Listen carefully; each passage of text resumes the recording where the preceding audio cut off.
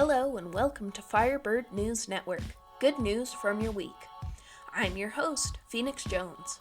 In this week's edition of 50 Good Things from the 50 States, we will be discussing a positive piece of news from each one of the states here in the USA. All of the stories will be linked down in either the description or a pinned comment if you would like to read more. If you are looking for your specific state, check out the description for timestamp information. Up next, Rhode Island.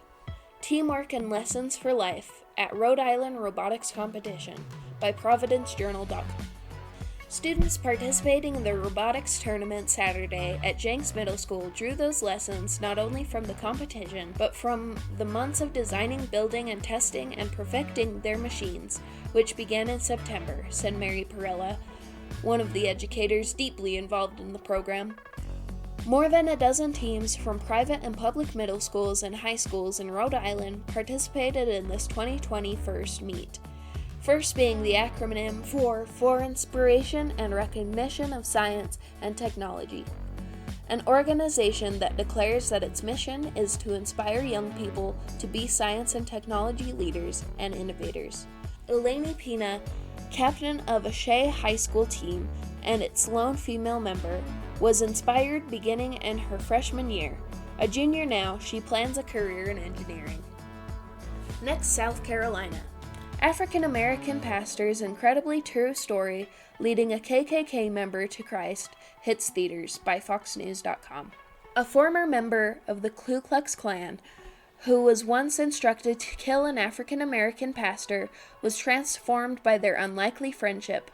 Burden, which hits select theaters on February 28th, tells the true story of Michael Burden from Lawrence, South Carolina, whose life changed after crossing paths with Reverend David Kennedy. And for South Dakota, Pine Ridge's Dakota Iron Eyes turns superhero and Marvel show by SiouxCityJournal.com. Rapid City, South Dakota, AP.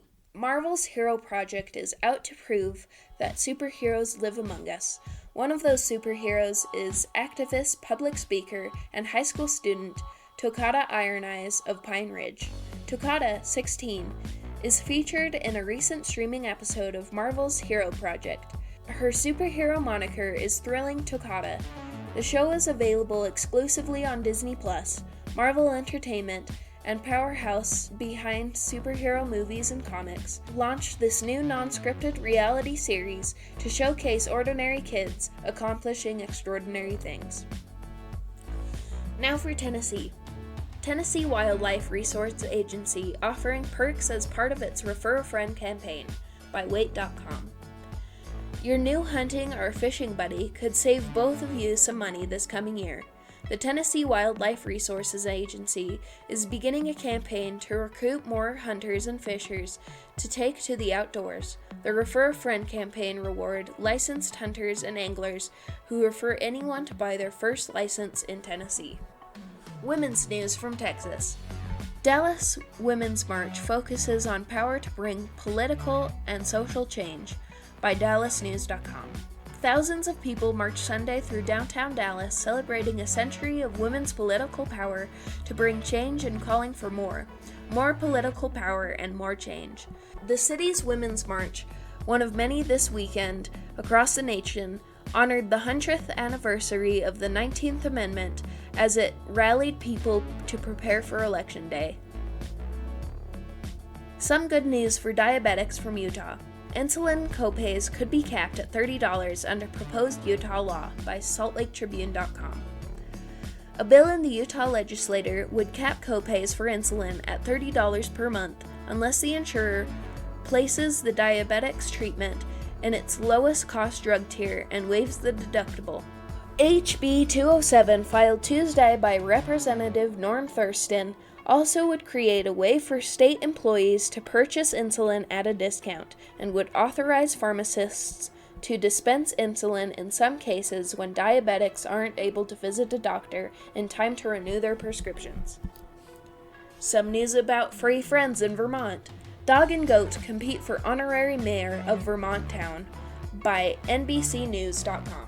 It's Lincoln the goat versus Sammy the dog in the race for honorary mayor of one Vermont town. The Nubian goat had won the post in Fairhaven, Vermont last year after the town manager came up with the pet mayor election to raise money to rehabilitate a community playground and to get kids civically involved. In Fairhaven, just like everywhere else, voter participation is not always as high as we want it, said town manager Joe Gunter.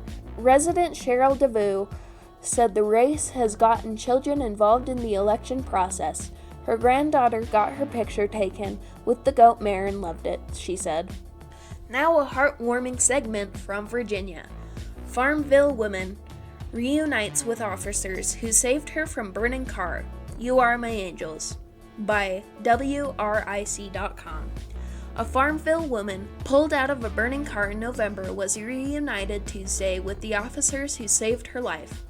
Sherby Lee said she passed out behind the wheel and doesn't remember much, but that she was seconds away from death when two guardian angels pulled her to safety early in the morning on November 14th. Lee's car burst into flames. From Washington, Zhang Cafe in Seattle serves up Wuhan favorites, collecting medical supplies for China by comonews.com. It's a busy kitchen in Zhang Cafe at 6th Avenue and Thomas Street in South Lake Union. The popular Chinese restaurant serves up some Wuhan favorites. They're also trying to make the best of a difficult situation. Back in Wuhan, China, where so many people are dealing with concerns about coronavirus, Jing's parents are quarantined. Her aunt and uncle have tested positive. Greg and Jing are gathering supplies at the restaurant and sending them back to China. They are running out of supplies, Greg Wetzel said. We want to help and get those supplies as fast as we can to China. The masks, we want N95 or greater. We're hoping to get some masks, hand sanitizer, gloves, medical goggles, and hopefully we can ship them to Wuhan. Next, from West Virginia, winners announced for the 2020 Almost Heaven Students Art Exhibition by wowktv.com.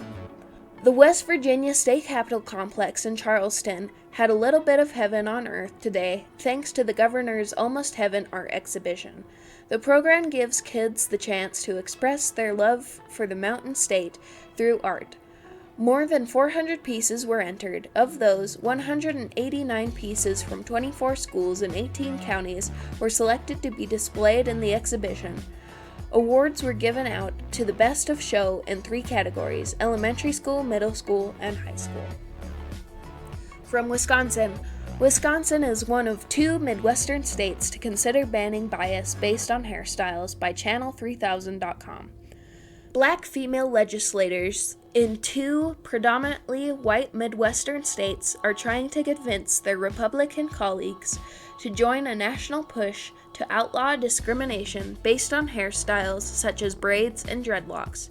Supporters of bills in Kansas and Wisconsin said Tuesday that employers and teachers often wrongly see white people's hair as the standard for what's clean lands into Jackson's bedroom. An aging bald eagle is on the mend after crashing through a double-paned window at a residence in Jackson yesterday.